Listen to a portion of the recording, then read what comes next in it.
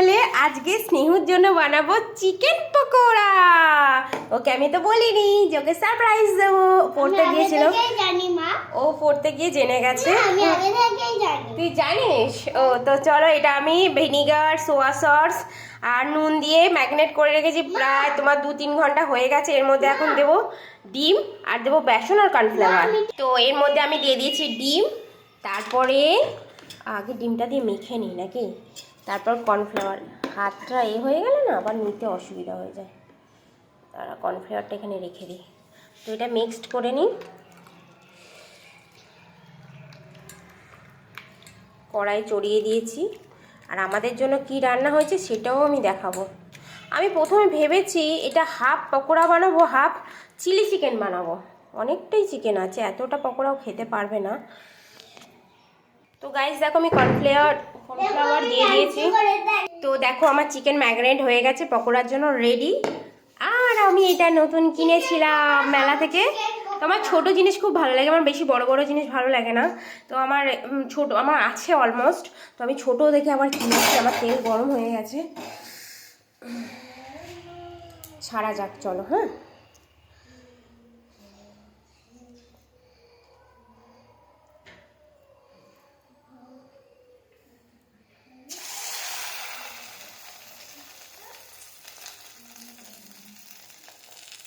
আমার নাচটা প্র্যাকটিস কর। ওদের আবার শুক্রবার দিন প্রোগ্রাম আছে জানো তো। শুক্রবার দিন কি তোমরা নিশ্চয়ই জানো। চিকেনের সাইজগুলো বেশ বড় বড় পকোড়া, একটা 2 পিস পকোড়া খেলেই মন শান্তি হয়ে যায়। না মামাম, তেল ছিটবে, তোমার ব্যথা পাবে তুমি যখন রান্না করবে। হয়ে গেলে আমি তোমাকে খেতে দেবো। চলো আমি ভেজে নিই কয়েকটা। দেখো পকোড়া কি সুন্দর লাল লাল ভাজা হচ্ছে। আর আজকে আমার দুপুরবেলার লাঞ্চ তোমরা দেখতে চাও? দেখাই যাও, চলো। দাঁড়াও, লাইটটা আমার এই দিকটায়। বড় বড় মাছে, কাতলা মাছের পিস দিয়ে, ফুলকপি দিয়ে, আলু দিয়ে ঝোল। শীতকালে সবজির কোনো অভাব নেই, ভ্যারাইটি সবজি খাওয়ার। শীতকালে ঘুরে আরাম, খেয়ে আরাম, সব দিক থেকে আরাম। তো কারা কারা শীতকাল পছন্দ করো আমাকে কমেন্ট করো। আর শীতকালে এরকম পকোড়া হবে আর কফি, মাই গড, দারুণ লাগে।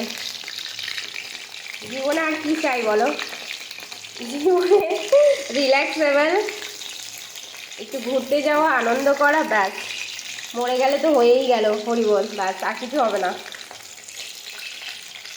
হরে কৃষ্ণ। হ্যাঁ, তো পকোড়াগুলো আমার লাল লাল করে ভাজা হয়ে গেছে, এবার তুলে নেব। তো আমার পকোড়া ভাজা হয়ে গেছে, এই দেখো। এবার আমি সার্ভ করে দেব।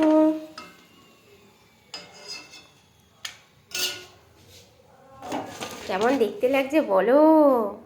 তোমাদেরকে খেয়ে বলবো। এখন একটু গরম আছে তো, দাঁড়াও। তো গাইস চলো একটা খেয়ে দেখাই তোমাদের। এই দেখো,